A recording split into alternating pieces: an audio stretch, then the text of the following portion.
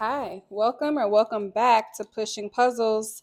Things are a little different over here today. I have a four-legged guest that is here with me, and she may make some noise while we are here doing this thing together that we do. So, if it gets too rowdy and crazy, I will I will edit it out. Right now, she's playing with a toy, so that's where we are. That's what we're doing today.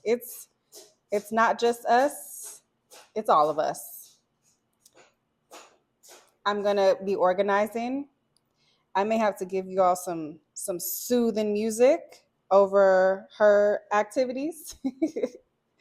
We're going to roll with it. We are just going to be rolling with it. I'm going to do a blue-green situation. And also, you know what? I also started the frame of this early this morning, and I had a bunch of technical difficulties, and I had to go to YouTube University, and I still don't know if I got it right, but we're gonna see. We're gonna see. I'm gonna do blue green on this. We're gonna see. We're gonna see if I got this right. We're gonna see if I got the audio right when I edit. I feel like I've tested it a bunch of times, but somehow, we will see in the final edit. You know what I mean? So let me go and get organized, and I'll hit you back.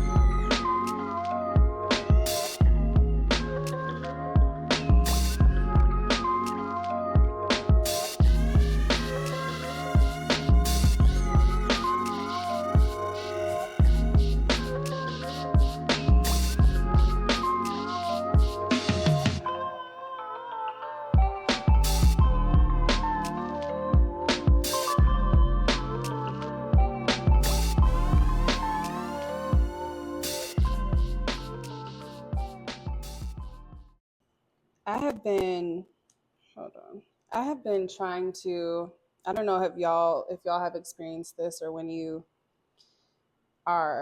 prefer to go to the doctor. I know in my early days, I'm not 1,000 years old, but when I used to be super regimented, I would plan to go to the doctor every year on my actual birthday, because it was like a reminder of being like, you want to keep living, so make good health decisions.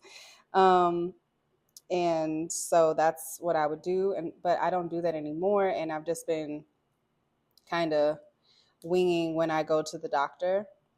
And not winging, but it's like, I look at it and I'll be like, oh man, it's been 6 months since my annual, it's been a year, whatever, right? For my dentist, doctors, all the things. So I call myself trying to be proactive and being like, well, I definitely want to make sure that I see someone. This was during the summer. I definitely want to make sure that I see someone before the end of the year. So let me make sure I get my summer appointments locked in. Let me do what I got to do, right? So I go to book my appointments just to make sure that I have everything that I need. And, I like to get my doctor visits really knocked out in one day, because I am anxious about going to the doctor. I just don't love it. And so I try to like get them all done in one day. Dentist, OB, my family practitioner doctor, right? Like my internist, I should say. All of that handled in one fell swoop. And then I take myself out to dinner, because I like to reward myself when I do things. So that's what I was trying to do. And, that's an ideal situation though, right? Just to make sure that I can do all that in one day. Of course, like that's ideal. However, this time when I tried to even book one, one sort of doctor that I needed, I'm just pushing these out for the frame. Uh, I'm pretty sure the frame will just be blue from what I'm looking at. So maybe I'll just focus on the blue parts. I tried to schedule for one doctor's appointment, and again, this was in the summer, and no doctors were available for months, like 4 or 5 months. Some weren't available until next year. And so, and this has happened to me a couple of times. I don't know if I've said this before, but I previously lived in LA. And so there's just, when it comes to doctors and when it comes to trying to book certain things, it's just like, if you don't do certain things in advance, or if you don't pay for memberships, or right, if you don't do these things, if you don't have a specific system to do these things. I'm from the Midwest, so that's not really something I'm used to. If I want to schedule a doctor's appointment, it's like, great, let's do it, let's schedule a doctor's appointment, people are available. But that was not the case. To go to book, I had to, in the summer, the soonest I could get was October. And I was like, that is really, I wonder if this goes over here. That's really interesting, because I'm trying to figure out when all of a sudden, I feel like in the past few years, it's been really difficult to find or like to go to a scheduled appointment. It's been really difficult. And so whenever something like that happens, or whenever I start to notice things like that, I'm like, well, let me do some research. Let me look it up and let me see what's been happening. And what I've been noticing with doctors specifically, and then I'll broaden it later. What I've noticed is that, or what I've read is that during I don't know if we are allowed to say this word, but anymore, I don't know if YouTube strikes you for this, but during the 2020 phenomenon, there were less and less people, understandably so, because I can only imagine the stress, going to medical school, finishing medical school, continuing with medical school if they were in it, continuing in their jobs as doctors in the way that we pretty much have grown up on them since we were small, because of the exorbitant amounts of stress. I mean, the trauma, seeing people pass away every single day. There's just less and less people. And I wish if I could cite my sources for you, I would, but you just have to do your own research on this. Don't trust what I say. Always look something up. But there's just less and less people who are going into the field or finishing the field or staying in the field. And I find that to be really interesting because there are many people who are like in the training part, who have done a lot of training for the work that they do and are trained well, like have gone to school for many years to be trained and to do what they do, who are choosing to transition out of that, myself included, because I've said this, but I was in the education industry and I transitioned out to go to film school, came back after film school, and right, but my goal was to, this doesn't fit. I know it looks like it fits on camera, but it doesn't. So let me not cheat. This doesn't even make sense. My goal was to not return to the education industry, and I had cycled out after about 10 years or so. And this is something that I'm trained in, something that I had my degree in, my bachelor's degree. And so, and I know that my reasons were just like, listen, I give a lot, and teaching is considered to be a service job. So I was like, listen, I've given a lot, and I would now like to focus on other things that I'm passionate about. And I want to go to film school to pursue those things. And so I did. But just thinking about my journey and thinking about other people who are transitioning out of fields that they've studied hard for and that they've worked really hard for to pursue things that are more aligned to who they are currently, it makes me think about how it'll impact us on a grander scale, right? Because if doctors are wanting more, I'm not sure, I'm not in the industry, but if they're wanting something different from their profession that they're currently not getting, whether it's more support, whether it's more mental health support because their job is so stressful, I'm not really sure. Only doctors can speak to that. I'm not able to do that. But if there's something different that they're wanting, more flexibility, less hours, I'm not sure. Or if teachers are wanting, I can speak to that, more pay, or definitely more flexibility, definitely more time to spend with their families after being with other people's children all day. If people are wanting these different things that they're not able to find in the professions that they trained for, and they keep transitioning out, how will that affect our society at large? Is the question that I started to really think about when I went down the rabbit hole of why I could not necessarily couldn't find a doctor, but had to wait months and months to just get a regular checkup. I'm not even someone who has a chronic illness, thankfully. But for people who do struggle with that, what do they do? What is the recourse for them? And I'm not saying that people should make themselves available or shouldn't transition in or out. That's not for me to say. It's just interesting to think about. Because over time, if everyone transitions out of the fields that they train for things that we need,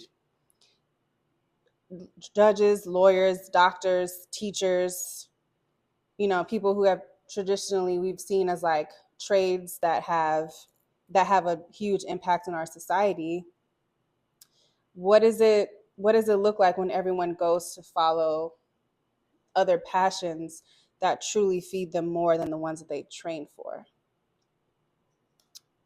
Is something that I've been thinking about. Because even on another scale, like as I think about where we are, what we're about to enter to in the coming months with the election and everything, and thinking about people who are in journalism or people who are in that field of reporting, of being responsible for reporting the news to us and in a fair and equitable and just and non-biased way. Some of those people, some of those journalists are transitioning out as well to still tell the news in a way that they deem appropriate, in a way that better fits their lifestyle. But then what about the people? What about the people who watch the news, the actual news? There's a few people left who watch the actual news and rely on those people who probably, since they have trained for it and who've done good work from the ones that I've seen. What about the people who've come to rely on those people to get the truth about what's happening in our world, and they're no longer there? I guess the question that I've really been struggling with, not struggling with, but the question that I've really been thinking about is, what happens when everyone quits? What do we do? What do we have to rely on? What do we have?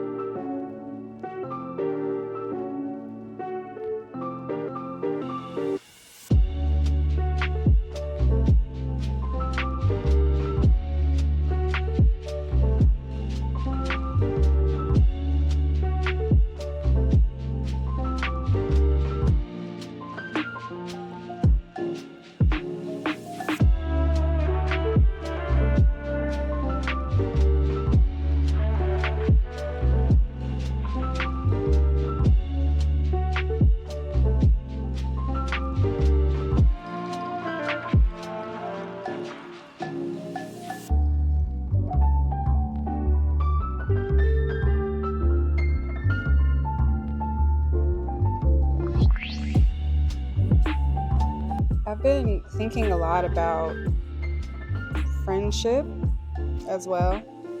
I've been thinking about what it looks like at this stage of my life. Why would I try to put this in the middle? This is the corner. Duh. Does it fit here though? It seems like it, but it doesn't.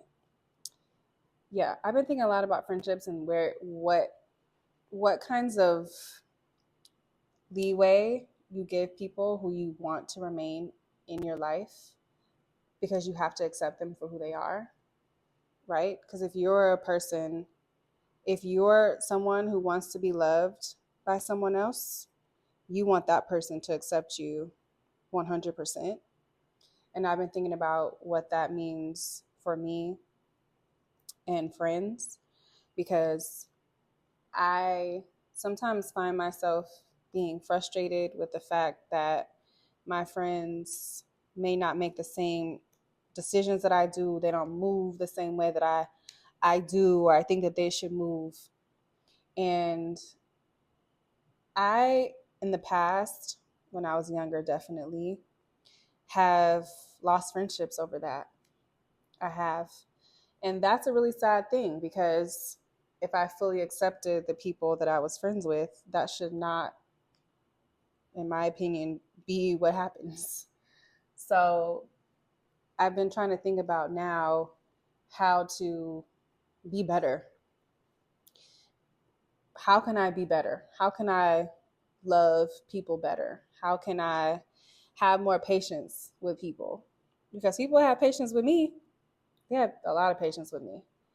And I think often about how I can also offer that same love. Because, and I say that because I have been finding myself being frustrated lately with people not moving the way I think that they should move, or I'm really an organized person because I like to make sure that things are a certain way. And I feel like what I've been coming up against a lot is people, not everybody's that way. Not everyone's that way. Not all of my friends are that way. Not all of my family is that way. And I have been what I would consider like in the process of learning this lesson over and over again, like, hey, people don't have to move how you move. They don't have to move how you move. They don't have to do the things that you do. If they're the people that you love and they're the people that you want in your life, you're going to accept them or you're not. And what does that mean if you don't, if you can't accept them? If you can't love whatever flaw you think that they have? Because you got many, girl. I'm saying this to myself. You have many. And so, where is the grace? Where is the grace? And I have been asking myself that a lot lately. And when I'm saying that I've been thinking about this lately, or I think about this often, I spend a lot of time in my head, because there's a lot of things that I write about. There's a lot of things. There's a lot of self-reflection that I do for myself, and then there's reflection that I do for my character's sake. And so I'm always thinking about my actions, why I do the things that I do, why people do the things that they do, right? And so I talk to people, and I talk to people in my life about the things that I do and how that affects them. And or sometimes people in my life will hear me and be like, that's so whack. You should not do that. Like, that's so whack that you think that. Well, excuse the siren. That's so whack that you think that. That's so whack that you're doing that. That's not what loving people means. And they be tearing me up. Not like that. Let me be clear. It's not like that. But there are people in my life who hold me to task, as they should. And lately, that's been one of the things that people have been holding me to task over. Like, why do you feel like you get to be the judge, jury, and executioner on how these things should work? And what does that mean that you can't love people past the things that they do or don't do for you, or the way that you think that they should be done? Are you going to stop talking to these people because they don't operate the way that you operate? Not that they're bad people, not that they've dishonored you or hurt you or anything, like just because they've done things to you that are irritating. Is that the kind of person you want to be? And so I have been coming up against that a lot. And I don't know why that is. It's just, I feel like it's a reoccurring lesson that I've just been getting lately. And I'm about to say, I feel like this should go here. And I'm trying to, every time I keep getting the same things over and over again, I try to be like, okay, clearly I got to learn from this. I got to pass this test. And personally, I feel like for me, I keep coming up against the same thing until the test is passed. And I don't think I've been passing them. I don't think I've been passing them. I still have work to do, but it's definitely, I feel like there's definitely been some growth since I've been younger, but it's since gotten older, but I feel like it's still an area of growth for me. And I know that it happens because of self-preservation, making sure that you're not doing more for people than they do for you and all that kind of stuff. All of that is just a result of trauma. Again, I don't know your life, so I'm just talking about me. But in my experience, it's a result of trauma. And so I'm trying not to let trauma control how I live my life. So I don't know what a friend could do that would make me stop speaking to them in a real way now. Before, there wasn't much that could trigger that feeling, but it's still not perfect. It's still not where I want it to be. So I'm trying to make sure that every time I get annoyed with somebody, I try to think about, well, dang, when's the last time I did something annoying to someone and they was like, well, I love her though. I'm not even talking about God, because please, something happens every day. And he's like, anyways, new mercy, new grace. It's all for you. You got it. I'm talking about regular people. Like, when's the last time I got on someone else's nerves and they were like, well, that's my friend and I love her. Do I do those things for people? I feel like I could do it way more. Way, way more.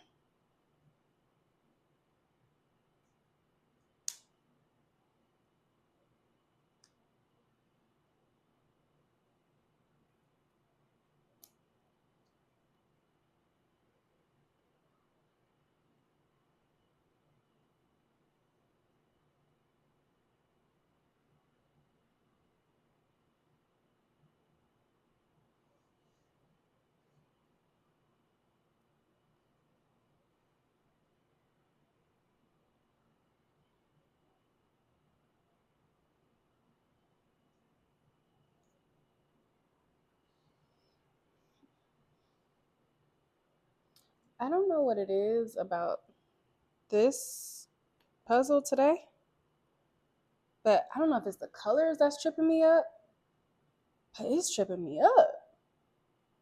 I don't know what it is. I don't. I don't know why I don't know. I don't know why I'm struggling with this.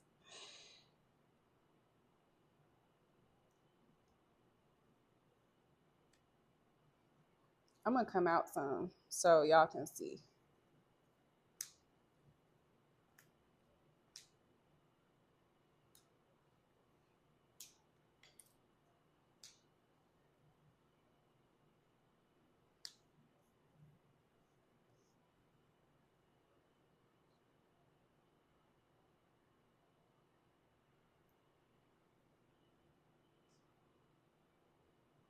Okay, so I feel like that's a face, so the eyes are here. So maybe, wait, more of the eye. Wait. Okay. So let's move these out of the way. Oh, wait. Okay. Let's move these out of the way more.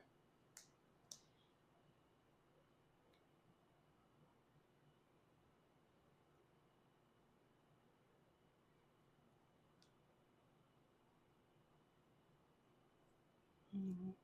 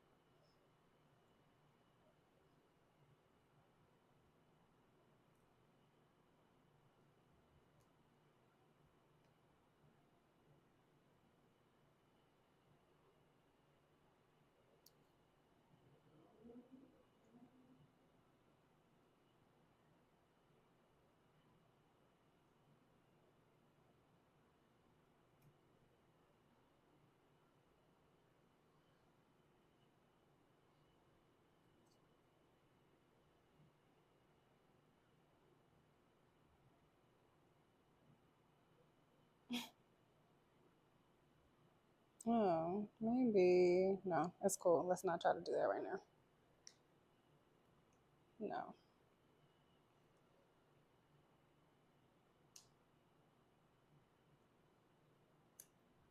Mm-mm.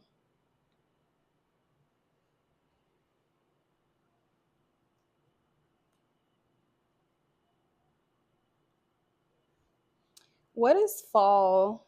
What is fall like for y'all? Like, what is it? What happens in y'all's life around fall? Do y'all have the, well, one, I know I go apple picking, right? I love fall. I do all the things. I'm very aware how basic that sounds, but fall has always meant a lot to me. It meant church, apple picking, and all the things. And so it's always been a really special time for me. But as I've gotten older, it also means it's the season of the resurrected ex. Exes love to hit people up around fall. Now, again, I'm from the Midwest, so we we originated the term cuffing season because genuinely you need a warm body. Okay? You need a warm body. Well, you don't need, but right? You want a warm body during the fall and because the winter is coming.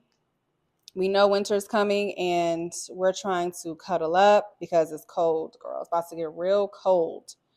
And so people figure out their options. They're tired of playing in the summer. Summertime is over. It's time to get serious. And so I feel like this is when exes become resurrected. And I have to say, if you are someone who is doing that, if you're trying to be, if you're trying to be part of the risen with the rest of the exes, just let's just be mindful of where people may be in their lives. I feel like if you have that urge to contact them because of, your own, let me just check in with them. It's been a couple seasons. Let me see what they have going on. Maybe let's just pause on that. Maybe let's just let people be where they are. They could be happy. They could be moving on, trying to get married, trying to have children. You don't know people's lives, right? And so if you're that person, maybe just give people a break. give your ex a break this season. Let them be happy. Let them figure out what they're going to do. And if they're not happy, that's not your business, right? You're their ex for a reason. And if you're that person who gets the text, good for you. You are a standout in somebody's mind. Good for you. I'm just being silly. I'm saying that because I'm often on the receiving end of these text messages, and I'm always amazed when I get them because I'm like, we didn't end off on a good note.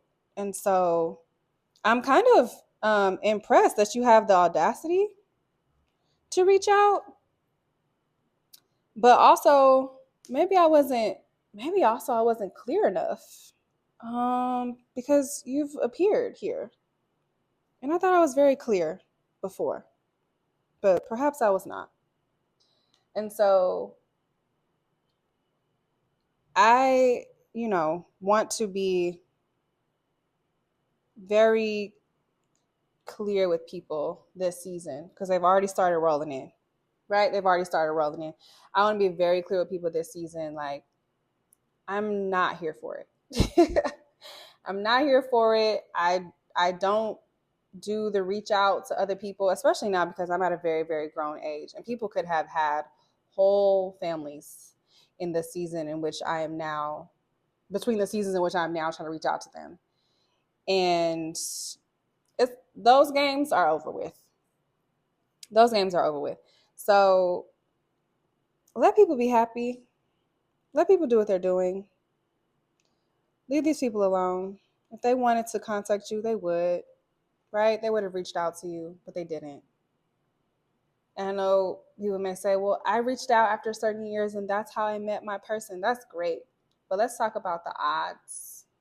Let's talk about the odds of that happening, or of you. What are the odds of you meeting or reconnecting with the person that you let get away? Because I think that's what it is as well. Like, the person got away and now you're like, is there still a chance? What is the chances of you reconnecting with that person versus what is the chances of that person already being connected to somebody else and you are interrupting?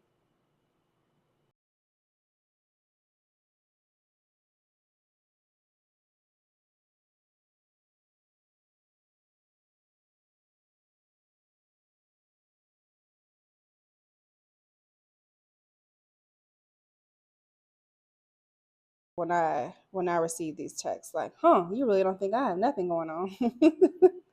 Or at least you hoping I don't. And why you hope that? You don't want me to be happy if it's not with you, child? That's wild. That's why we're not together in the first place.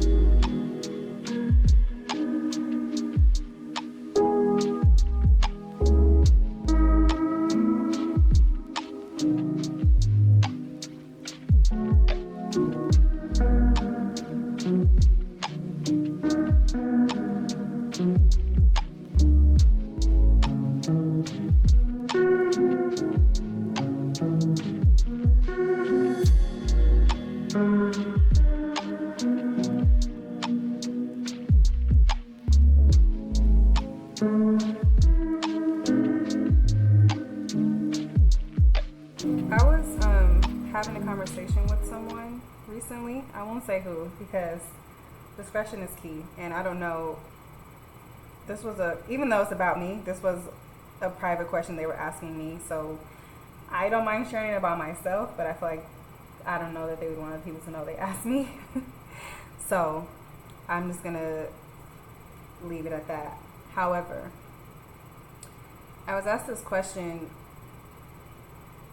I'm really into, for context, I'm really into darker art. How does that sound? Yeah, I'm into darker art. So I'm into stories that people would generally assume are on the darker end. And I like those movies because I feel like they represent a larger part of the human experience. And I'm able to learn more about how people move and why they make the decisions that they do because of the depths in which they're willing to go to achieve certain things. And I feel like there's some things that you get from darker art than you do from just generally happy films or general films that don't really get to the depth of it. So for example, I really love the Joker, right? When it comes to heroes and villains, I have the propensity to choose villains. I think that their stories are more dynamic. This could be the way that we're writing them, I'm not sure. I think their stories are more dynamic. I think that we learn deeper things about their character. I think that because when we see darker moments of other people, we learn things about ourselves. Right, we just learn about these things in a greater capacity.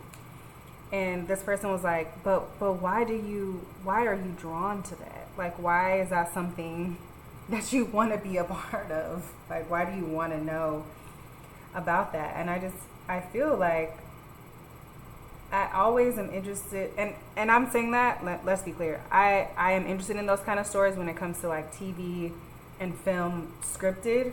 I'm not someone who sits in the house and watches true crime documentaries, or not really, not unless it's something like maybe something a little silly.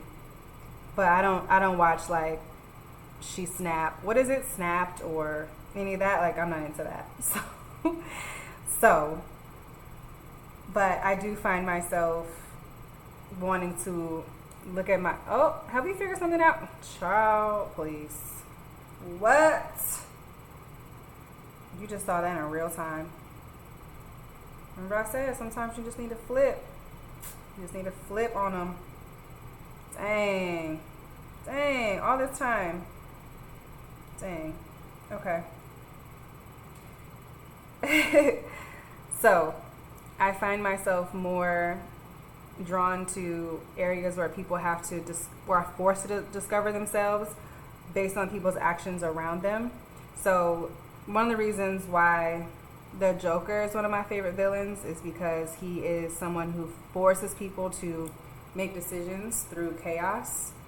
And I feel like growing up watching him, And of course, he's crazy. We know that. We don't need that caveat. Or maybe we do. I don't support the Joker's actions in real life, let's be clear. However, watching him growing up, I realized because he was the dark to Batman's light, we were able to really, he had nothing to hide. He was very clear on the intentions that he wanted, what he wanted to bring to the world. He knew exactly why he wanted to do it. And you accepted him or not. You wanted to destroy him or not, but you were very clear on who he was as a person, as an individual. I feel like a lot of times the reason why I gravitate to that sort of storytelling is because those are the truest characters. Those characters are allowed to be their truest selves because they're already considered to be the most evil in our society. And I feel like without those characters, we're not able to get what we need to get from the people that we want to champion so badly. And I just find a lot of, to me, in storytelling, I just feel like it becomes more dynamic when we see people act out their truest selves because they've decided that they made a decision that this is what they want to be to get the truth out of people around them. Now, I have been asked like where that comes from, why I'm interested in that kind of thing. I feel like a lot of times I'm repeating the same answers over and over again, and all I can tell you is that they seem to be in storytelling. I want to keep saying that because I don't want you to think like in real life I'm a proponent of this stuff, but in storytelling it just is more interesting to me because it makes me think about the decisions I make and why I do the things that I do. And I don't think people spend enough time thinking about themselves as a villain. I think that's what it is. I think people are rooting for, the hero so much because they want to be known and seen as a hero. But sometimes you're not. And sometimes you need to sit with that. Sometimes you need to really sit with that and be like, man, I could be better. I could definitely be better. Or I could apologize for some of these things that I thought was right and definitely was not.